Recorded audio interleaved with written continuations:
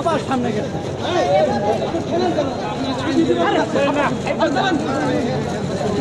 কিছু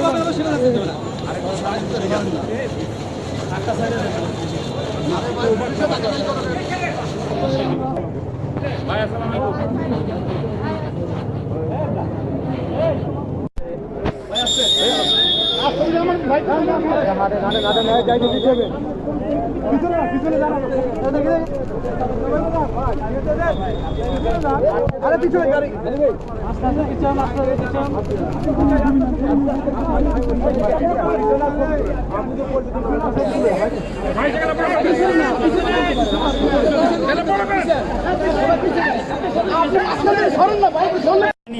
সাবেক এমপি ১৯০৩ জন আসামিকে রামপুরা থানায় টেলিভিশন ভবন ভাঙচুর ও হামলার মামলায় 10 দিনের রিমান্ড চায়।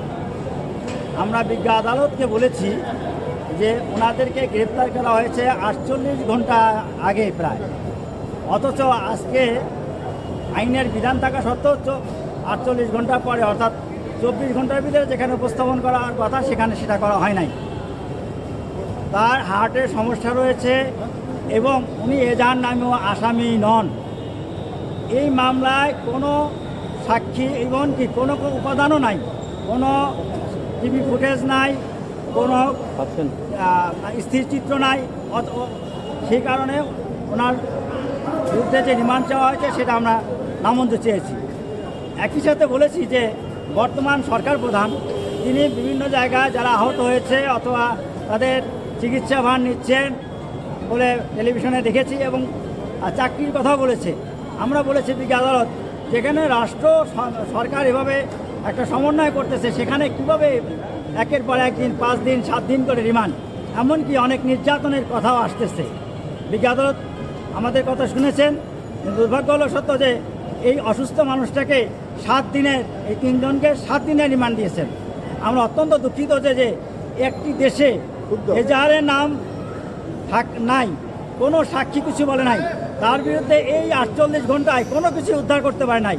তার ফরওয়ার্ডিংয়ে তার এই আসামিদের বিরুদ্ধে একটা শব্দ নাই যে এইটা পেয়েছি, কিন্তু অত্যন্ত অন্যায়ভাবে বিচার মানে ন্যায় বিচার এর আদেশ বহির্ভূতভাবে সংবিধান এবং ফৌজদারি কার্যবিধি উচ্চ আদালত আদেশ সব কিছু লঙ্ঘন করে বিজ্ঞ আদালত আজকে যে আদেশ দিয়েছে তাতে আসামি প্রচণ্ডভাবে ক্ষতিগ্রস্ত হয়েছে। এই ক্ষতিগ্রস্ত তা যদি এভাবে চলতে থাকে দেশের আইনের ব্যবস্থা প্রতি, দেশের আইনের প্রতি, দেশের আইনের ন্যায় বিচার প্রতি এবং সরকারের যে ন্যায় বিচার অথবা আইনের কথা বলেন তাদের প্রতিও আস্থার আরও ঘাটতি হবে বলে আমি মনে করি। 3 জন কাকে কাকে দিয়েছে রিমান্ডে? অ্যানি ভাই আর সাথে কে ছিলেন? সাথে অন্য বিএনপি আর 2 জন।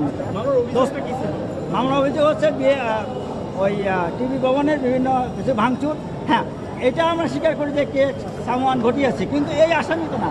একটা বড় দুর্ঘটনা ঘটতেই পারে, সারা পৃথিবীতেই বড় বড় ঘটনা ঘটে, কিন্তু উদুরপিণ্ডি বুদর ঘরে চাপানের সুযোগ নেই। যারা প্রকৃত অপরাধী তাদেরকেই ধরা উচিত, যারা ওই ঘটনার সাথে জড়িত না তাদেরকে অহেতুক হয়রানি করার জন্য, শুধু বিএনপি করার জন্যই যে তাদেরকে এইভাবে রিমান্ডে দেওয়া হবে তা কোনোদিনই নীতি কারণে নাই। এবং একজন নাগরিক হিসেবে, বাংলাদেশের নাগরিক হিসেবে তারা যে আইনের যে অধিকার, all citizen are equal before law and entitled to equal protection of law, তারা সেই প্রোটেকশন পেতে পান নাই এবং রাষ্ট্র সেই প্রোটেকশন দিতে ব্যর্থ হয়েছে। আপনি যাটাকে এবং তিনি স্বাভাবিকভাবে হাঁটাচলা করতে পারেন না, নিয়মিত ওষুধ খেতে হয়, তাকে জামিন দেওয়ার কথা। বিজ্ঞ আদালত সেটা নামঞ্জুর করেছেন এবং একই সাথে একেবারেই আমাদের আশার বাইরে 7 দিনের রিমান্ড দিয়ে দিয়েছে।